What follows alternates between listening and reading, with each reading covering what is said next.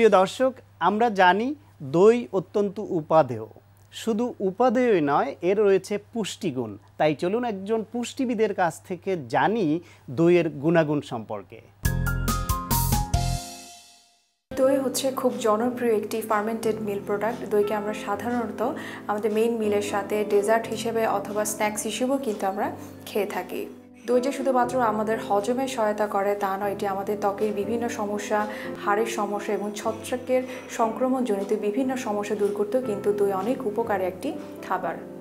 দই হচ্ছে প্রোটিনের উৎকৃষ্ট একটি উৎস। এটিকে চাইলে আমরা লো ফ্যাট অথবা ফ্যাট ফ্রি করেও কিন্তু খেতে পারি। দইয়ের মধ্যে ল্যাকটোজ নামে খুব সামান্য পরিমাণে একটি ন্যাচারাল মিল্ক সুগার থাকে, তবে এতে বাড়তি চিনি যোগ করেও কিন্তু এর ক্যালোরি পরিমাণ বাড়ানো যেতে পারে। তবে এই ধরনের মিষ্টি দই ছোট বাচ্চা অথবা যারা ওজন বৃদ্ধি করতে চায় তাদের জন্য এই মিষ্টি দই অনেক বেশি উপকারী। তবে যারা কার্ডিয়াক পেশেন্ট অথবা ডায়াবেটিক পেশেন্ট অথবা যারা ওজন কমাতে চায় তারা অবশ্যই টক দই অথবা কম মিষ্টির দই তাদেরকে খেতে হবে। দই যেহেতু একটি ফার্মেন্টেড মিল্ক প্রোডাক্ট, এতে একটি প্রোবায়োটিক ব্যাকটেরিয়া থাকে। এই প্রোবায়োটিক ব্যাকটেরিয়া আমাদের ইমিউন সিস্টেমকে বাড়াতে সহায়তা করে, আমাদের কোলেস্টেরলকে কমায় এবং আমাদের দেহে যে বিভিন্ন ধরনের ভিটামিন রয়েছে সেগুলোকে শোষণে সহায়তা করে থাকে। এছাড়াও অ্যান্টিবায়োটিকের কারণে যে ডায়রিয়া হয়ে থাকে, এই দই এই ধরনের ডায়রিয়াকে প্রতিরোধ করতে খুব ভালোভাবেই সহায়তা করে। যাদের কনস্টিপেশনের সমস্যা রয়েছে তারা কিন্তু চাইলে তাদের এই প্রবলেমের জন্য দইটা প্রায় প্রতিদিনই কিন্তু অথবা যখন সমস্যা হয় তখন চাইলে কিন্তু খেতে পারে।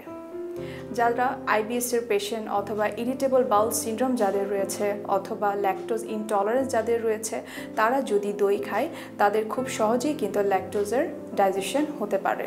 অস্টিওপোরোসিস অথবা হাড়ের বিভিন্ন ক্ষয়রোগজনিত বিভিন্ন সমস্যা দূরকরণের ক্ষেত্রে দই খুব ভালো একটি পথ্য, কারণ এতে প্রচুর পরিমাণে ক্যালসিয়াম এবং প্রচুর পরিমাণে প্রোটিন রয়েছে।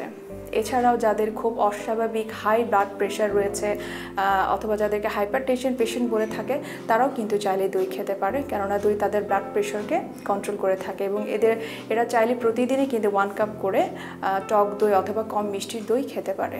যারা দীর্ঘদিন যাবৎ জন্ডিসের সমস্যায় ভুগছেন অথবা যারা হেপাটাইটিসের পেশেন্ট, তাদের জন্য কিন্তু দই খুব ভালো একটি খাবার। যারা ঘুমের সমস্যায় ভুগছেন তারা কিন্তু মিল্কের পরিবর্তে যদি দই খেতে পারেন, এই ঘুমের সমস্যা কিন্তু তাদের দূর হতে পারে।